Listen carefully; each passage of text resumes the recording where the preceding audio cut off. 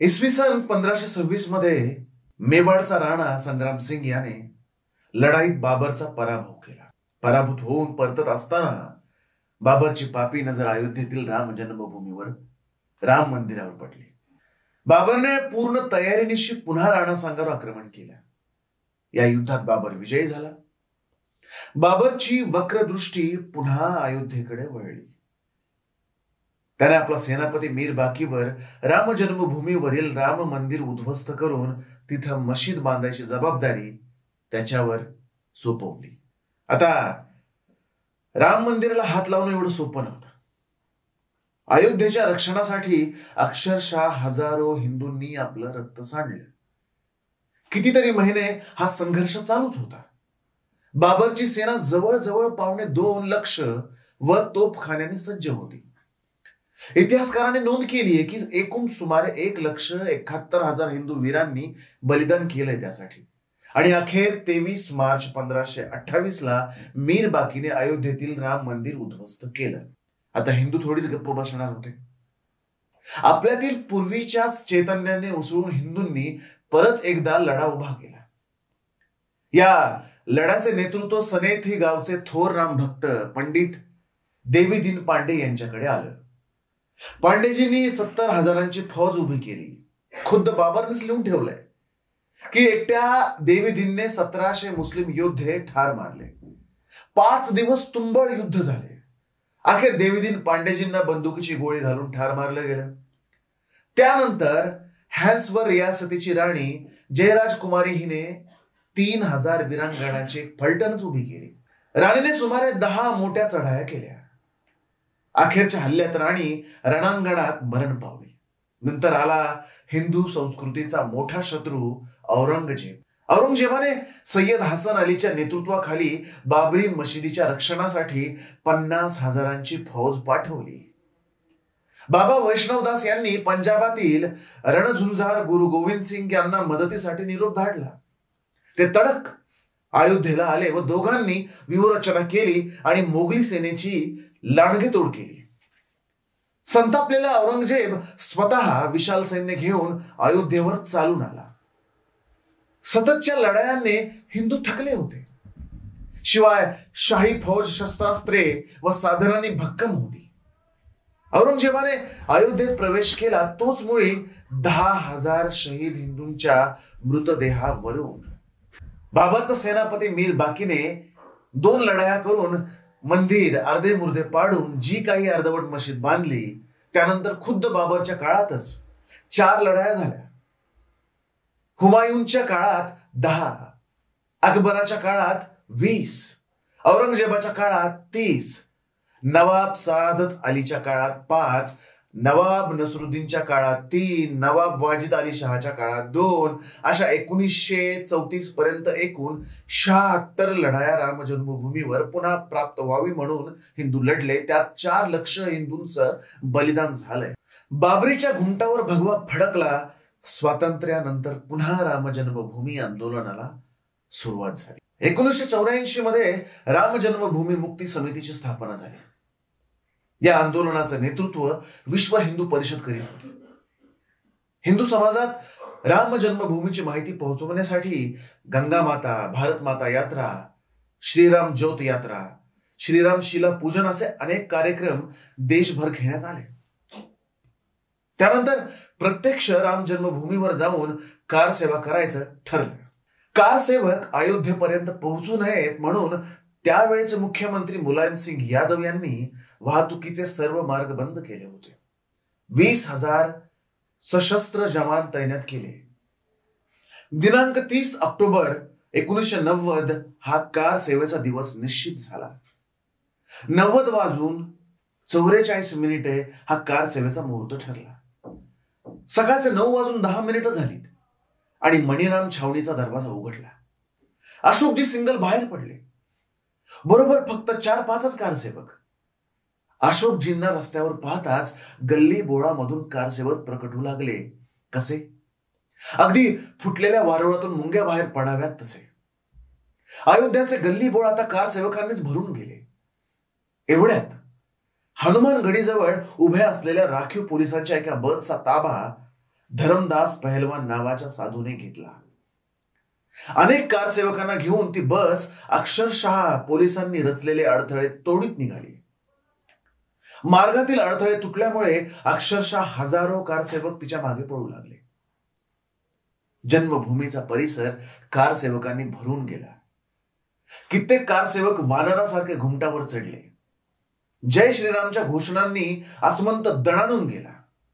रामलला हम आए है, मंदिर यही बनाएंगेच्या ललकाऱ्या उमटत होत्या आकाशात. 2 दिवस विश्रांती घेतली आणि 2 नोव्हेंबरला सकाळी 9 वाजता कारसेवा करायचं ठरलं. कारसेवा म्हणजे फक्त रामललाचे दर्शन घ्यायचं. सुमारे 50,000 कारसेवक भजने गात निघाले.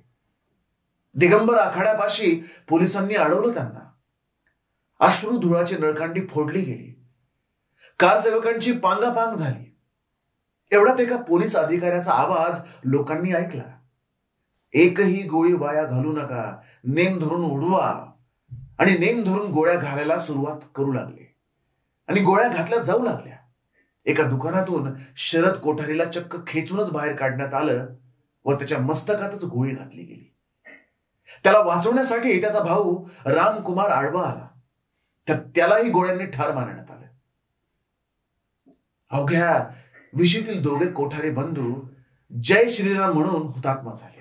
गोळीबारात जखमी झालेल्या अनेकांना ते मेले आहेत का जखमी आहेत हे न पाहताच पुलावरून शरयू नदीत फेकून देण्यात आलं.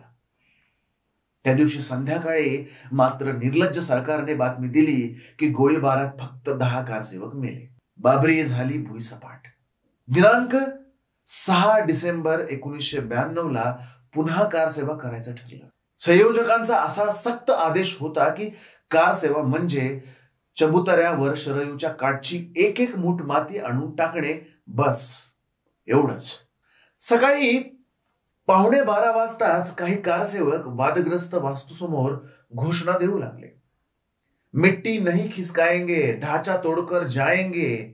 याच गडबडीत एका साधूने वाजवलेल्या शंखाच्या आवाजाने शांत परंतु उत्कंठापूर्ण वातावरणाच्या चिरफाळ्या उडवल्या. वास्तूच्या मागील बाजूने 101 कारसेवक आत घुसले. एवढं होत असताना समोरून व आजूबाजूने सुद्धा कारसेवक वादग्रस्त वास्तूत घुसत होते. एका मागोमाग एक असे अनेक कारसेवक तिन्ही घुमटावर चढले. काही कारसेवकांनी कुदळी, फावडी, पहारी अशा तोडकामाची हत्यारे आधीच दडवून ठेवली होती, तीही बाहेर काढली. सर्वात प्रथम जो चढला त्याने आपल्या शर्टात लपून ठेवलेला ओम लिहिलेला भगवा ध्वज घुमटावर फडकवला. आता बेभान होऊन कारसेवक बांधकाम तोडू लागले. दुपारी 2:45 वाजता अचानक मोठा आवाज झाला. धुरळ्यांचा प्रचंड लोट आकाशाला भिडला. सगळ्यांनी उत्सुकतेने तिकडे बघितलं. उजवीकडील घुमट कोसळला होता. एक धक्का और दो, बाबरी मशीद तोड दो, या नाऱ्यांनी आसमंत दणाणून गेला. 4:45 वाजता डावीकडचा घुमटही अचानक कोसळला आणि 4:45 वाजता शेवटचा धक्का बसला. धरणी कंपासारखा आवाज झाला. कित्येक फूट उंच हवेत धुरळा उडाला. सियावर रामचंद्र की जय, जय श्री राम, रामलला हम आए हैं, मंदिर वही बनाएंगे. घोषणांनी आसमंत दुमदुमला. कारण मुख्य घुमटही जमीनदोस्त झाला होता. 464 वर्षाची ती कलंकित वास्तू जमीनदोस्त झाली होती. बाबरी ढाच्याच्या मधल्या घुमटाखालील भाग किंवा मंदिराचा गाभारा होता तिथेच ढिगारे हलवून सपाटीकरणाचे काम त्याच रात्री तातडीने हाती घेण्यात आलं. एक छोटा चबुतरा तयार करून रात्री तिथं मूर्तीची पुन्हा प्रतिष्ठापना करण्यात आली. 464 वर्षापासून अस्तित्वात असलेला कलंक नष्ट होऊन त्या जागी प्रभू श्रीरामचंद्रांचे एक साधे छोटेसे व पवित्र मंदिर उभं राहिलं. राष्ट्रपुरुष प्रभू श्रीरामचंद्रजी आपल्या राष्ट्र मंदिरात स्थानापन्न झाले होते. न्यायालयीन लढा सुरू झाला. राम जन्मभूमी संदर्भात 1950 पासून न्यायालयीन लढा चालू होता. 2003 मध्ये न्यायालयाने राम जन्मभूमीवर उत्खनन करण्यास सांगितले. त्यात मंदिराचे अनेक अवशेष सापडले. अखेर 9 नोव्हेंबर 2019 ला सर्वोच्च न्यायालयाने अंतिम निर्णय दिला. त्यात राम जन्मभूमीवर मंदिर बांधण्यास अनुमती दिली. त्यासाठी भारत सरकारला एक ट्रस्ट तयार करून त्याच्या ताब्यात राम जन्मभूमीची जमीन सोपवण्यात सांगितलं. राम मंदिरासाठी निधी संकलन सुरू झालं. राम जन्मभूमीवर भव्य मंदिराची उभारणी करण्यासाठी संपूर्ण देशभर 2021 मध्ये मकर संक्रांतीपासून पुढे 44 दिवस निधी समर्पण अभियान घेण्यात आलं. या अभियानात हिंदू समाजातील सर्व स्तरातील लोकांनी सहभाग घेतला. या अभियानात 2100 कोटी रुपयाचा निधी जमा झाला. राम मंदिरात भगवान रामलल्लाची प्राणप्रतिष्ठा. आता दिनांक 22 जानेवारी 2024 ला राम जन्मभूमीवर उभारण्यात आलेल्या भव्य मंदिरात रामलल्लाच्या मूर्तीची प्राणप्रतिष्ठा होणार आहे. त्यासाठी अयोध्येतून गावोगावी त्या कार्यक्रमाच्या निमंत्रणाच्या अक्षता पाठवण्यात आल्या. त्या अक्षता प्रत्येक हिंदूच्या घरापर्यंत पोहोचवल्या जाणार आहेत. हिंदूंनी आपल्या घराजवळील मंदिरात जाऊन पडद्यावर दाखवण्यात येणारा अयोध्येतील कार्यक्रम पाहावा आणि 500 वर्षाचा कलंक पुसून माझा राम जन्मभूमीवरील मंदिरात पुन्हा विराजमान होत असल्याचा अनुभव घ्यावा.